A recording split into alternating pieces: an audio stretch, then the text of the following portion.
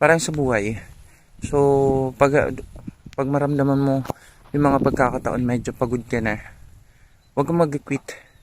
Magpahinga ka lang para at least makakuha ka ng lakas, tsaka magpatuloy uli. Magpatuloy kung ano man po yung dapat harapin, tsaka huwag mag-quit.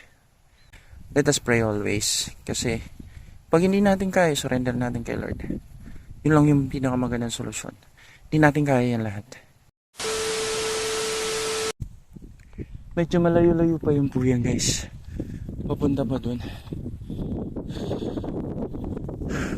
Pag nakapunta ako rito, medyo na-exercise yung exercise yung katawan ko. Tapos, kaso nga lang, yung pa ako, yun problema. Medyo kailangan mong alalayan kasi nga, alam nyo na,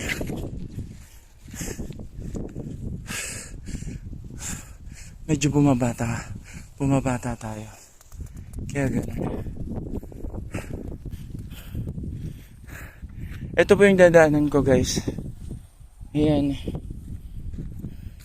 Yan po siya. Medyo umulan po rito. Hindi ko alam kung ano.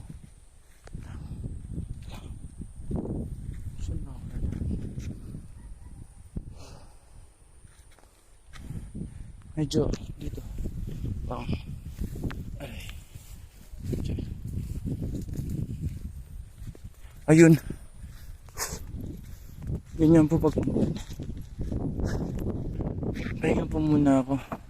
Medyo nakapagod po. Tsaka sa pa ako sakit yung pa ako. Ganyan talaga pag nagiging antik ka na. Di ba? Pagod. Relax. Galing po dun.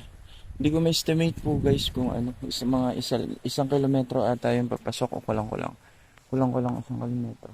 Kasi papunta pa po doon. Pag nandito ka kasi, yun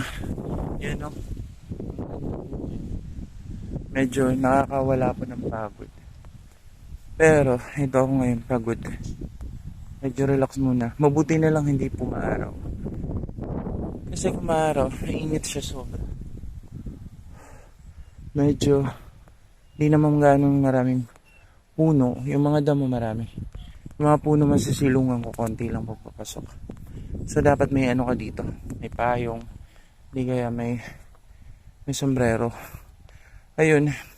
So, sa lahat po ng may problema po sa medyo nanghihina sa pag halimbawa naglalakad po sila. Kailangan magparsahin. Kailangan magpahinga din. Pagpahinga muna pag may time. Kapagod talaga. Grabe. Wala akong maupuan ng bato. Kasi guys, sumasakit na yung paa ko talaga. Nakakagaya kung So lahat ng mga syempre nagkakaedad na, dapat maintindihan po natin sila kung bakit sila medyo mabagal maglakad. Hindi po ganun kadali talaga. Masakit talaga siya pag pinipersa.